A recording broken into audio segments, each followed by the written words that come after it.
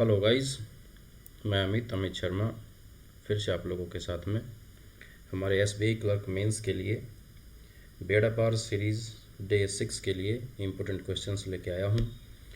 I hope आप सब लोग अच्छे होंगे, आप लोगों की पढ़ाई उससे भी ज़्यादा अच्छी होगी। और इस वीडियो में हम लोग कवर करने वाले हैं करंट अफेयर, बैंकिंग अवेयरनेस और फाइनेंस अवेयरनेस, जो भी हमारे एग्ज़ाम के लिए इम्पोर्टेंट हैं। और वीडियो स्टार्ट करने से पहले आप लोगों का स्वागत है मेरे चैनल पर, योर बैंकिंग मास्टर, जो कि चैनल का नाम है। वीडियो स्टार्ट करने से पहले आप वीडियो को दोस्तों के साथ शेयर कर लीजिए और चैनल को सब्सक्राइब कर लीजिए, ताकि जो भी अपकमिंग वीडियोस होंगी उसकी नोटिफिकेशन आप लोगों को मिलती रहे। और टेलीग्राम चैनल को ज्वाइन कर लीजिए, क्योंकि इस चैनल पर मैं इन वीडियोज़ की PDF फाइल अपलोड करता हूँ, जिससे आप लोगों को रिवीजन करने में आसानी होगी जो भी हम क्वेश्चन पढ़ते हैं। क्योंकि विदाउट रिवीजन इन क्लासेस का कोई फ़ायदा नहीं है, ये क्वेश्चन देखने का कोई फ़ायदा नहीं है जब तक आप रिवाइज नहीं करोगे। ठीक है जी, चलो फिर स्टार्ट करते हैं आज की क्लास बिना देरी किए। तो आज का फर्स्ट क्वेश्चन आप लोगों के सामने है, which bank has launched 3 variant of saving accounts, जो सैलरीड कैटेगरी जो कॉरपोरेट हैं, कॉरपोरेट सेक्टर जो उसके सैलरीड एम्प्लॉयज़ के लिए लॉन्च किया गया है स्पेशल टाइप का। तो उन अकाउंट का नाम पहले आप लोगों को पता होना चाहिए। अकाउंट का नाम आ जाएगा सेल अल्टीमेट, सेल डिलाइट और सेल प्राइड। 3 टाइप के अकाउंट हैं। कौन से बैंक ने लॉन्च किया है? कर्नाटका बैंक ने लॉन्च किया है। ये अकाउंट ओपन जिस भी एम्प्लॉय का होगा उसको इस अकाउंट पर पर्सनल एक्सीडेंट इंश्योरेंस कवर मिलेगा। कितने रुपए तक का? 50 लाख रुपए तक का।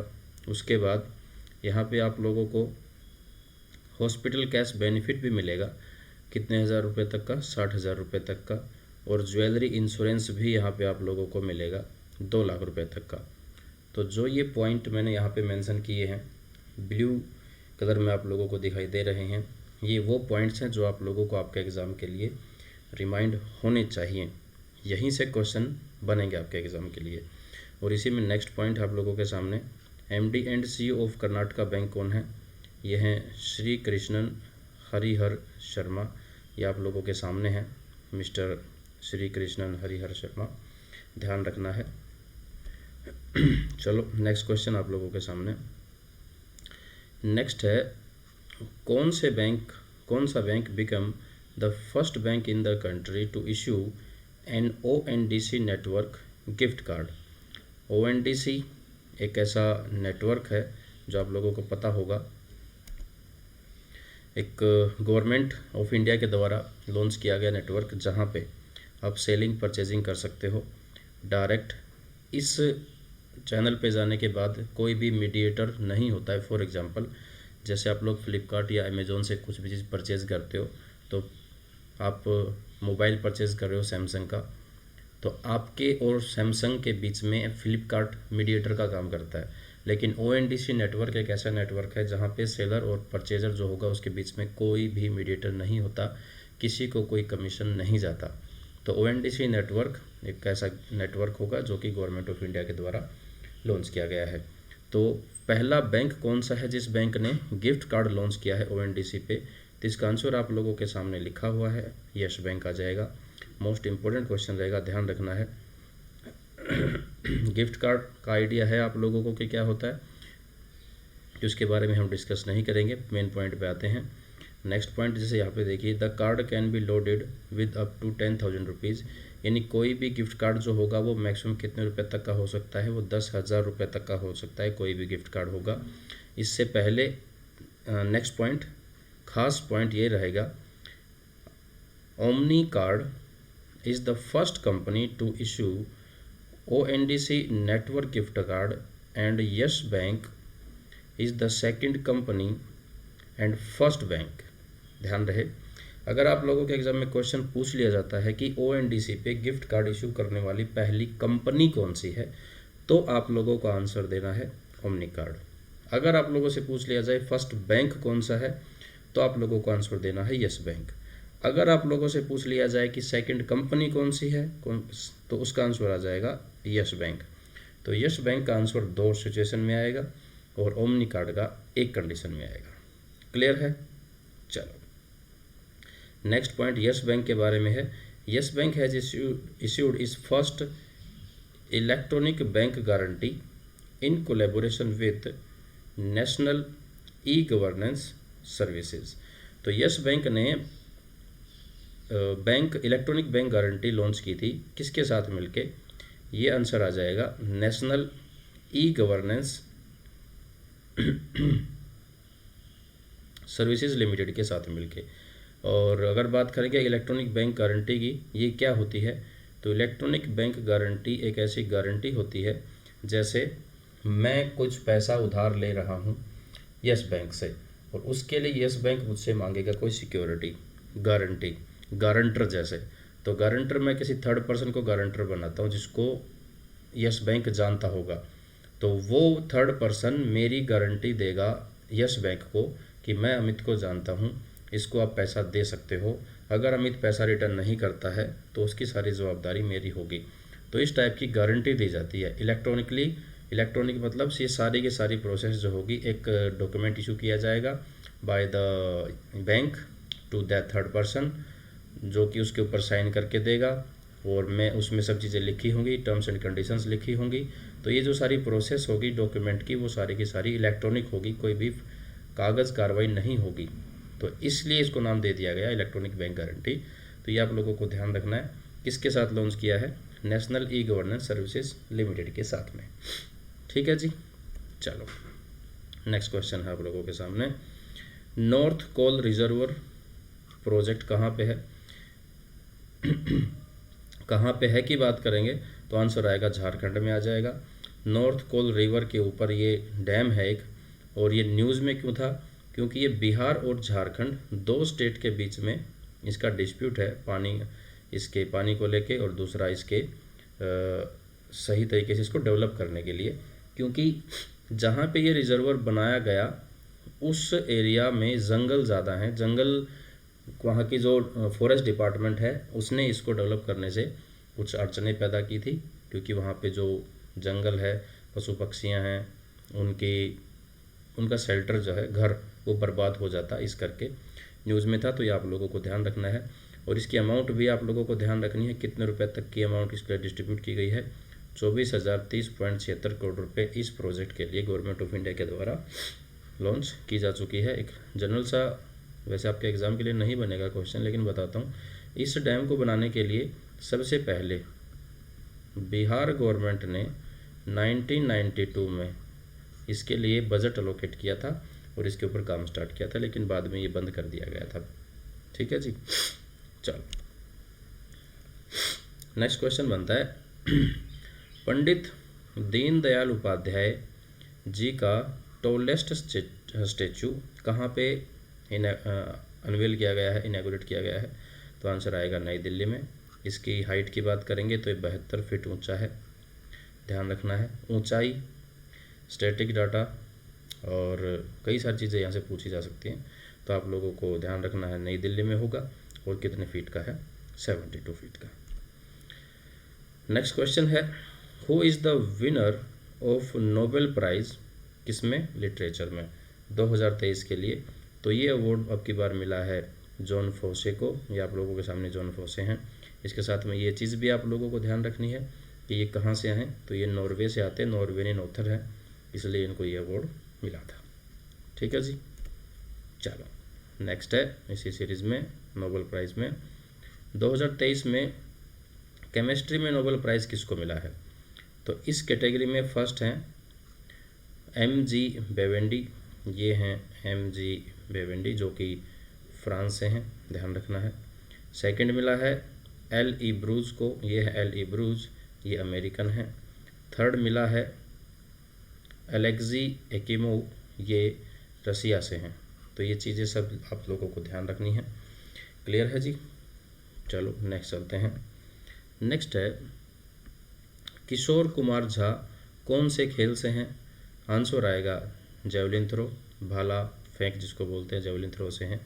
और अब की बार जो गेम्स हुए थे एशियन गेम्स 2023 हांगझोउ में हुए थे, वहाँ पे नीरज चोपड़ा उन्होंने गोल्ड जीता था, और दूसरे थे किशोर कुमार जेना, जिनके बारे में क्वेश्चन है, इन्होंने यहाँ पे सिल्वर मेडल जीता है। तो दोनों इम्पोर्टेंट क्वेश्चन हैं, ध्यान रखना है। और इनको आप जानते ही हैं, ये हैं नीरज चोपड़ा, और ये आप लोगों के सामने हैं किशोर कुमार जेना। ठीक है जी, चलो नेक्स्ट चलते हैं। And give me a second please, मैं एक बार चेक कर लेता हूँ सब सही चल रहा है ना। हाँ जी, चलो नेक्स्ट क्वेश्चन चलते हैं। नेक्स्ट क्वेश्चन है, Indian navy and which bank has launched नव ई कैश कार्ड। तो नेवी ने किस बैंक के साथ मिलके नव ई कैश कार्ड एक लॉन्च किया है। ये आप लोगों के सामने कार्ड है, इस टाइप का ये डेबिट कार्ड होगा, जो कि एसबीआई और वीज़ा ने इसको अप्रूव किया है। ठीक है, और इस ऐसा आंसर तो मैंने आप लोगों को बता ही दिया। तो इंडियन नेवी बैंक के साथ में कौन से बैंक ने लॉन्च किया है? एसबीआई ने लॉन्च किया है। इसके बारे में कुछ इंपॉर्टेंट बातें हैं, चलो देख लेते हैं। It utilises dual chip card technology, ये बात आप लोगों को ध्यान रखनी है। डुअल चिप कार्ड टेक्नोलॉजी जो कि काम करती है ऑफलाइन और ऑनलाइन दोनों मोड में काम करेगी।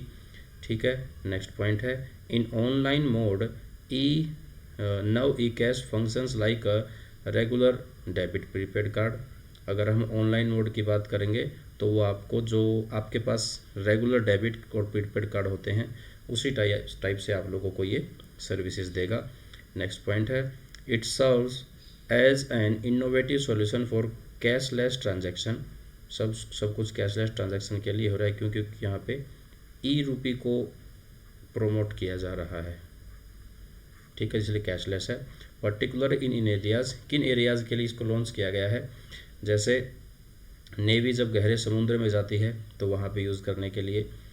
कोई ऑफशोर ऑयल प्लेटफॉर्म है, जैसे नवी मुंबई में ओएनजीसी का पेट्रोल निकालने का जो प्रोजेक्ट है उसके उस टाइप से काफ़ी गहराई में जाने के बाद, या कोई रिमोट एरिया जहाँ पे इंटरनेट सर्विस अवेलेबल नहीं है, उस एरिया में आप इसको यूज़ कर सकते हो।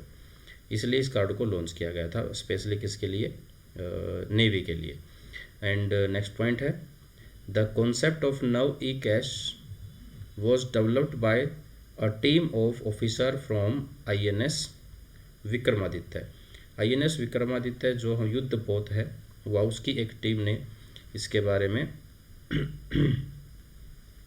ये कॉन्सेप्ट लेके आए थे। आप लोग देख भी सकते हो, जो कार्ड है, कार्ड के ऊपर भी INS विक्रमादित्य की इसके ऊपर फ़ोटो बनाई गई है। तो इस चीज़ को भी आप लोगों को ध्यान रखना है। क्वेश्चन यहाँ से भी बन सकता है कि कौन से युद्धपोत की फ़ोटो इस कार्ड के ऊपर है। आप लोगों को याद रखना है INS विक्रमादित्य। ठीक है जी, चलो नेक्स्ट चलते हैं।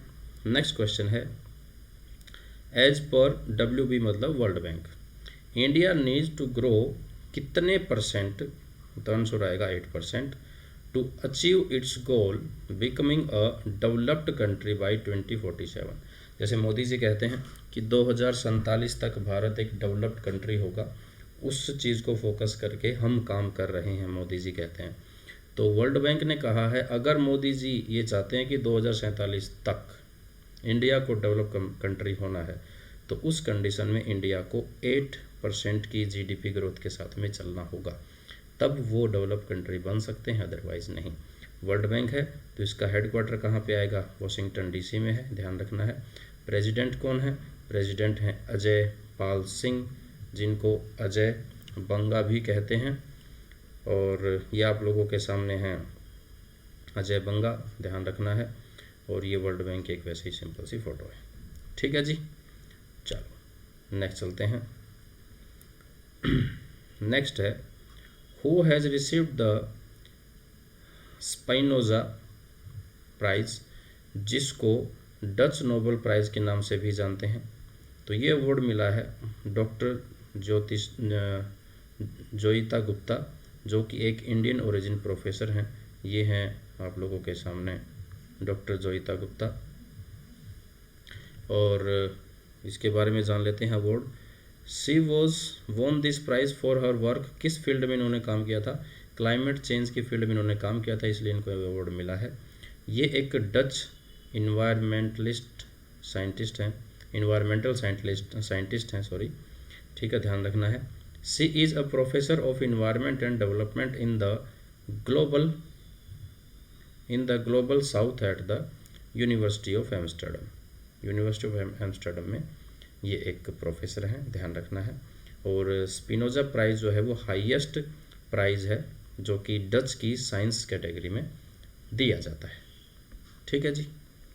चलो नेक्स्ट क्वेश्चन है, the ministry of railway has released it's knew all India railway time table, उसका नाम आप लोगों से पूछा है। जब से वंदे भारत ट्रेन है लॉन्च हुई हैं, उसके बाद में रेलवे ने एक अपना नया टाइम टेबल लॉन्च किया है, उसका नाम नया रखा है, वही आप लोगों से पूछा है। तो इसका आंसर आ जाएगा trains at a glance, new name होगा ये रेलवे के टाइम टेबल का, जो कि आप लोगों को ध्यान रखना है, ठीक है जी। चलो नेक्स्ट क्वेश्चन है, which team won the south Asian football federation under 19 championship, कौन सी टीम ने जीती है south Asian football federation under 19 championship? तो ये इंडिया ने जीती थी। किसको हरा के जीती है? पाकिस्तान को।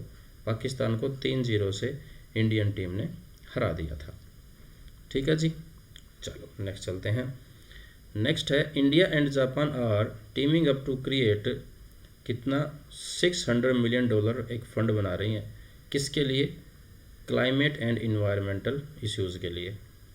तो इसमें क्वेश्चन ये बनता है कि जो $600 मिलियन का जो टोटल अमाउंट है उसमें इंडियन गवर्नमेंट का हिस्सा कितना है? तो इंडियन गवर्नमेंट इसमें 49% देने वाली है, बाकी 50% जो देगा वो जापान देगा टोटल अमाउंट का, ठीक है जी। चलो नेक्स्ट चलते हैं। नेक्स्ट है, वेयर इज़ बाइसोन नेशनल पार्क, तो ये त्रिपुरा में है। करंट स्टैटिक का क्वेश्चन रहेगा, जो कि किसी ना किसी रीज़न से न्यूज़ में थे, तो वो क्वेश्चन मैंने आप लोगों के लिए उठा के इस वीडियो में डाल दिए हैं। इम्पोर्टेंट रहते हैं क्योंकि स्टैटिक टाइप के आजकल क्वेश्चन वही पूछे जाते हैं जो न्यूज़ में होते हैं, कहीं से भी उठा के वो आजकल नहीं होता जैसे पहले होता था, कंट्री कैपिटल याद कर लो, स्टेट्स के सीएम गवर्नर याद कर लो, नेशनल पार्क याद कर लो, रिवर याद कर लो, बहुत कुछ होता था पहले, लेकिन आजकल ऐसा नहीं है, ठीक है जी। चलो नेक्स्ट है, countries first high tech sports training centre for दिव्यांगजन, तो ये कहाँ पे बनाया जा रहा है? तो ये ग्वालियर मध्य प्रदेश में बनाया जा रहा है, और इस सेंटर का जो नाम होगा वो हमारे जो फॉर्मर पीएम थे मिस्टर अटल बिहारी वाजपेयी जी, उनके नाम पे होगा। और इनिशिएटिव इसमें क्या है, एम्स क्या है इसका? एम रहेगा अपॉर्चुनिटी इन स्पोर्ट, किसके लिए? दिव्यांगजन के लिए। उनके टैलेंट वगैरह किसी को है तो उसको सामने लेके आया जाए ताकि वो लोग भी अच्छे से अच्छा प्रदर्शन खेलों में कर सकें, ठीक है जी। चलो नेक्स्ट क्वेश्चन है। नेक्स्ट क्वेश्चन फिर से स्टैटिक का रहेगा। स्को वैली न्यूज़ में थी, कहाँ पे है? किसी स्टेट या यूटी में? तो ये लद्दाख में है। न्यूज़ में क्यों थी? न्यूज़ में थी कि गवर्नमेंट ऑफ इंडिया ने यहाँ टूरिस्ट के लिए 2 और जगह खोल दी हैं जाने के लिए, जिनके नाम आप लोगों के सामने हैं। एक है मर्समिकला वैली और दूसरा है स्को वैली। तो ये दोनों की दोनों चीज़ें यहाँ पे अभी ऐसे हैं जगह जहाँ पे टूरिस्ट जा सकते हैं घूमने के लिए, न्यूज़ में है, तो आप लोगों को ध्यान रखना है। चलो नेक्स्ट क्वेश्चन है। नेक्स्ट क्वेश्चन है 78th सेशन जो था यूनाइटेड नेशंस जनरल असेंबली का, वो कहाँ पे हुआ है? तो ये यूएन हेडक्वार्टर जो न्यूयॉर्क में है वहाँ पे हुआ था, सितंबर 18 से सितंबर 26 तक। डेट नीड नहीं है याद करने की, जस्ट आप लोगों को बताया है कि कब हुआ था। इसकी थीम की बात करेंगे तो थीम आ जाएगी rebuilding trust and reigniting global solidarity. तो ये थीम आप लोगों को याद रखनी है, ऑन टिप्स होनी चाहिए। थीम भी बहुत बार एग्जाम में पूछी जाती है, ठीक है जी। चलो नेक्स्ट क्वेश्चन है, RBI has made search facility under Udgam. Udgam stands for, यहाँ आ जाओ पहले, unclaimed unclaimed deposits gateway to access information. अब पहले उद्गम के बारे में आप लोगों को मैं बताता हूँ। उद्गम एक ऐसा पोर्टल लॉन्च किया गया था बाय द आरबीआई, जिसमें, चलो उद्गम से पहले एक और चीज़ मैं आप लोगों को बताता हूँ, शायद मैंने यहाँ भी डाली है, मैं बताता हूँ आप लोगों को। ये नीचे आ जाओ, देखो ये वाला जो पॉइंट है, the deposits remaining unclaimed for 10 years in a bank. जैसे मेरा नाम है अमित, मैंने पीएनबी बैंक में 50 लाख रुपए की एक मैंने एफडी करवाई थी, आज से कब 10 साल पहले, ठीक है। और मैं वो पैसा रख के भूल गया हूँ 50 लाख रुपए, ध्यान रहे कितना पैसा भूल जाता हूँ मैं रख के, 50 लाख रुपए आज से 10 साल पहले। तो कोई मेरा वो अकाउंट 10 साल अगर कवर कर लेता है, 10 साल से अगर ज़्यादा हो जाते हैं, तो वो पैसा अनक्लेम्ड हो जाता है। अनक्लेम्ड होगा तो वो सारा का सारा पैसा क्या होगा, उस रिस्पेक्टेड बैंक को आरबीआई के पास भेजना होता है, और आरबीआई के पास वो पैसा चला जाएगा तो वो एक स्पेशल टाइप का डिपॉजिट होगा, फंड होगा, उस फंड में पैसा लेके जाया जाएगा, जिसको बोलेंगे DEAF. DEAF stands for depositor education and awareness fund. Clear है? अब आ जाओ ऊपर, यहाँ देखो, तो जो पैसा डेफ फंड में गया था, अब आरबीआई ने कहा है कि जिसका भी पैसा डेफ फंड में है उसको ढूंढ के वो पैसा उनको रिटर्न करो।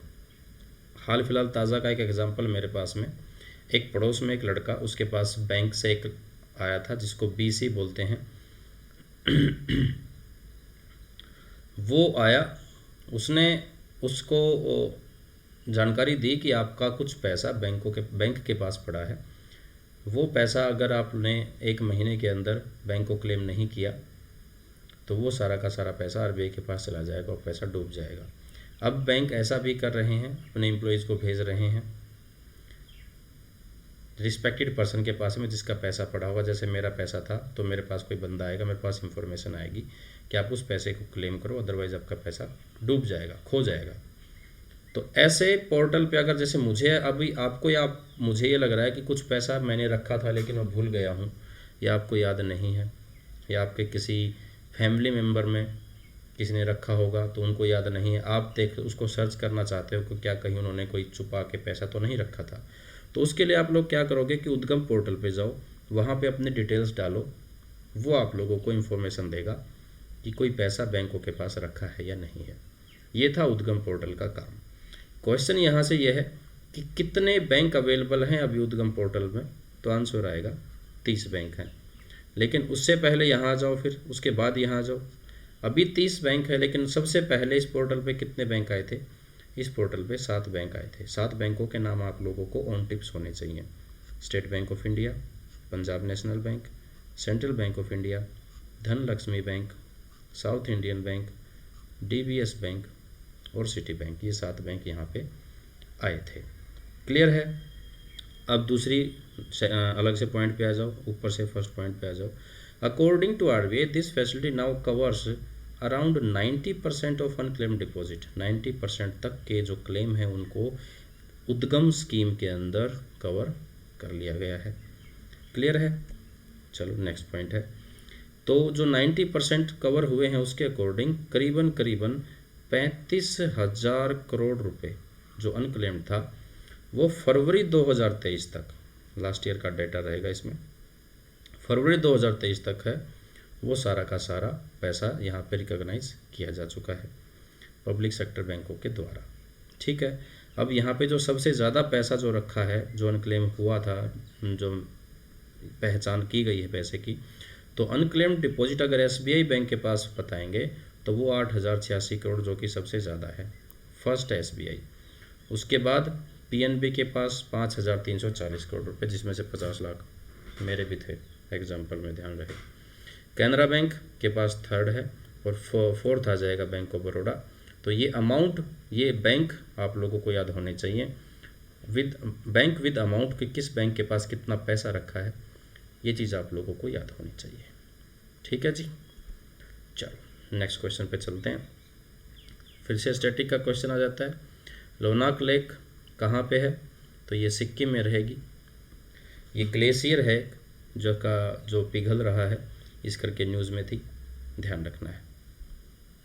नेक्स्ट क्वेश्चन है, Maharashtra sign a memorandum of undertaking with which museum, किसके लिए लेके आने के लिए वापस क्या छत्रपति शिवाजी महाराज का एक वाघ नख बोलते हैं वो वहाँ उस म्यूजियम में रखा है। तो उस म्यूजियम के साथ में महाराष्ट्र गवर्नमेंट ने टाई अप किया है कि वापस लेके आया जाएगा। तो ये म्यूजियम का नाम आप लोगों को बताना है। म्यूजियम का नाम आ जाएगा विक्टोरिया एंड अल्बर्ट म्यूजियम। कहाँ पे है? लंदन में है। वाघ नख ये आप लोगों के सामने जो है, ये एक ऐसा जैसे पंच जो होता है मुक्का मारने वाला, उस टाइप का एक ये डिवाइस बोलेंगे हम इसको, जो कि हाथ में पहन के और ये लड़ते थे। शिवाजी महाराज की अगर आप लोगों ने कोई मूवी कोई सीरीज़ वगैरह देखी है तो एक ये जो फोटो है ये है, कौन है ये? अफजल खान। अफजल खान से जब ये मिलने के लिए गए थे तो अफजल खान ने स्कीम बनाई थी कि जैसे ही शिवाजी महाराज मेरे से मिलने के लिए आएंगे तो मैं उनका, क्योंकि ये काफ़ी लंबे 7 फीट के लंबे थे, शिवाजी महाराज कद में छोटे थे, और ये हर अफजल खान ने बहुत से लोगों को मारा था। किसमें? आलिंगन हग करना जिसको बोलते हैं, गले लगा के उसको जकड़ के भींच के मरने की इसके पास इतनी ताकत थी, कईयों को मारा था। तो यहाँ पे भी इसका यही प्लान था कि जब शिवाजी महाराज आएंगे तो मैं उनको सीने से लगाऊंगा और उनको भींच के मार दूंगा। लेकिन शिवाजी महाराज को इस चीज़ का पता था और वो इस वाघ नख के साथ में उनके पास गए थे, और जब उन्होंने उनको भींच के मारने की कोशिश की अफजल खान ने, तो इन्होंने वाघ नख से उनके पेट में वार किया, जैसे फ़ोटो में आप देख सकते हो, और उनको मौत के घाट उतार दिया था। तो ये थे हमारे वीर छत्रपति शिवाजी महाराज, इनकी जय हो। चलो जी नेक्स्ट चलते हैं। नेक्स्ट है, बुरवेस्तनिक मिसाइल कौन से कंट्री ने फिलहाल लॉन्च की है? तो ये रसिया ने लॉन्च की है, और ये एक न्यूक्लियर पावर्ड मिसाइल है जो फ़िलहाल टेस्ट किया था। और ऐसे क्वेश्चन एग्जाम में बहुत बार पूछे जाते हैं, और रसिया का तो क्वेश्चन वैसे ही बन जाता है क्योंकि आप लोगों को पता है इनका युद्ध चल रहा था। ठीक है जी, चलो नेक्स्ट क्वेश्चन है, unique and culturally significant yak milk product जिसका नाम है याक चर्पी, ये एक, आप इसको आसान भाषा में समझने के लिए पनीर समझिए, और ये बेसिकली पनीर ही होता है जो दूध से बनता है। तो इसको याक चर्पी बोलते हैं। इसको जियोग्राफिकल टैग मिला है, कौन से स्टेट से है? क्वेश्चन यहाँ से ये बनता है, तो इसका आंसर आ जाएगा अरुणाचल प्रदेश। ठीक है जी, चलो नेक्स्ट चलते हैं। Who is the brand ambassador of Jio mart? Jio mart के ब्रांड एम्बेसडर कौन है? MS धोनी, सबके चहेते। चलो नेक्स्ट चलते हैं। नेक्स्ट है, Indian men's hockey team has won Asian games gold after defeating which team? कौन सी टीम को हरा के इंडियन हॉकी टीम ने एशियन गेम्स में गोल्ड जीता है? तो आंसर आएगा जापान। और इसके साथ ही उन्होंने, इंडियन टीम ने, पेरिस ओलंपिक जो कि शेड्यूल है नेक्स्ट ईयर 2024 में, मतलब इस साल में, उसके लिए भी क्वालिफाई कर दिया है। कहाँ पे होगा? पेरिस में होगा। ठीक है जी, चलो नेक्स्ट पॉइंट है, बेकाल फोर्ट कहाँ पे है? ये भी न्यूज़ में था, किन चीज़ों को लेकर? टूरिज़्म को लेकर था। तो आंसर आ जाएगा केरला। चलो नेक्स्ट चलते हैं। नेक्स्ट है, which country has been re elected as president of the Asian Pacific institute for broadcasting development? कौन से टाइम? लगातार 3rd टाइम। तो इंडिया को प्रेसिडेंट चुन लिया गया है Asia Pacific institute of broadcasting development का 3रे टाइम लगातार। इससे पहले इंडिया जो प्रेसिडेंट रही है वो 2018 से 2021 तक रही थी, फिर 2021 से 2023 तक रही थी, और 2023 में इनको फिर से चुन लिया गया है लगातार 3री साल। बात करेंगे Asia Pacific institute for broadcasting development के हेडक्वार्टर की, तो हेडक्वार्टर आ जाएगा कुआलालंपुर, मलेशिया में। ठीक है जी, चलो नेक्स्ट चलते हैं। नेक्स्ट है, name the temple which became India's first green energy archaeological site. UNESCO की लिस्ट में है ये, ठीक है, यूनेस्को की लिस्ट में है ये, आर्कियोलॉजिकल साइट इसको बोल दिया। इंडिया का पहला ग्रीन एनर्जी यानी जो कि सोलर पावर से अपनी सारी बिजली खर्च करता है, कहाँ पे है? तमिलनाडु में है। टेम्पल का नाम तमिलनाडु शोर टेम्पल, टेम्पल का नाम आएगा शोर टेम्पल, है कहाँ पे? तमिलनाडु में। ठीक है जी, चलो नेक्स्ट क्वेश्चन है, NABARD listed social bonds on Bombay stock exchange and the funds raised would be used to refinance which scheme. NABARD ने बॉम्बे स्टॉक एक्सचेंज पे बॉन्ड इशू किए, कितने रुपए के? 1040 करोड़ रुपए के। ये जो पैसा आएगा, इस पैसे को कहाँ यूज़ किया जाएगा, ये आप लोगों से पूछा है। आंसर आएगा जल जीवन मिशन, जो गवर्नमेंट ऑफ इंडिया की स्कीम है, जिसके अकॉर्डिंग हर एक घर तक टैप वाटर यानी नल से पानी पहुंचाया जाएगा। इस स्कीम के लिए पैसा इकट्ठा किया गया है। जल जीवन मिशन इस स्कीम का नाम है। और ये पैसा कौन से स्टेट के लिए रेज किया गया है? तेलंगाना के लिए रेज किया गया है। तो ये चीज़ आप लोगों को ध्यान रखनी है, इम्पोर्टेंट क्वेश्चन रहेगा। ठीक है जी, चलो नेक्स्ट क्वेश्चन पे चलते हैं। नेक्स्ट क्वेश्चन है, बाल साहित्य पुरस्कार मणिपुरी लैंग्वेज में किस ऑथर को मिला है? आंसर आप लोगों के सामने, आंसर आ जाएगा दिलीप नोंगमेथम। ये है मिस्टर दिलीप नोंगमेथम, जिनको ये अवार्ड मिला है। किस बुक के लिए मिला है, ये भी आप लोगों को याद रखना है। बुक का नाम आएगा इबेमा एमसंग नगाबेमा, ये उनकी बुक का नाम है। ये भी आप लोगों को याद रखना है। चलो जी, नेक्स्ट क्वेश्चन है, what is the tenure extension period given to the SBI के जो चेयरमैन हैं उनको, जिनका नाम है दिनेश कुमार खारा। तो इनको 1 साल का एक्सटेंशन दे दिया गया है। कब तक? 24 अगस्त 2024 तक ये एसबीआई के चेयरमैन रहेंगे, मिस्टर दिनेश कुमार खारा। ठीक है जी, और ये हैं कुछ और रिसेंटली अपॉइंटमेंट जो हुए थे, वो भी आप लोगों को याद रखने हैं। MD and CEO of South Indian Bank के लिए कौन है? PR Seshadri. Part time chairman of Dhanlaxmi Bank कौन है? केएन मधुसूदन। उसके बाद country head for wholesale banking कौन से के लिए? यस बैंक के लिए Mahesh Jain. Chief secretary and transformation officer किसके लिए? यस बैंक के लिए पंकज शर्मा। और deputy governor of RBI R Rajeshwar Rao, MR Rao, इनको रीअपॉइंट किया गया है अगले 1 और साल के लिए। तो ये कुछ और अपॉइंटमेंट थी जो आप लोगों को ध्यान रखनी है। ठीक है जी, तो ये थे आज के कुछ इंपॉर्टेंट क्वेश्चन जो हम लोगों ने डिस्कस किए। आई होप आप लोगों को समझ आए होंगे। यहाँ से आप लोगों का किसी टाइप का कोई डाउट है तो आप लोग मुझसे पूछ सकते हैं, कमेंट कर सकते हैं, मैं आप लोगों को उसका आंसर दूंगा। और वीडियो एंड करने से पहले थैंक्स आप लोगों का आपने वीडियो वॉच की, और रिक्वेस्ट आप लोगों से वीडियो को शेयर कर लीजिए दोस्तों के साथ में, कुछ फ़ायदा उनको भी हो जाएगा। और चैनल को सब्सक्राइब कर लीजिए, आने वाली वीडियोज़ मिलती रहेंगी। टेलीग्राम चैनल को ज्वाइन कर लीजिए, जो भी वीडियो मैं पोस्ट करता हूँ उसकी PDF फाइल आप लोगों को यहाँ से मिलती रहेगी। ठीक है जी, तो फिर आज के लिए मेरी साइड से इतना ही रहेगा। Thank you very much. मिलेंगे हम नेक्स्ट क्लास में, तब तक के लिए बाय बाय।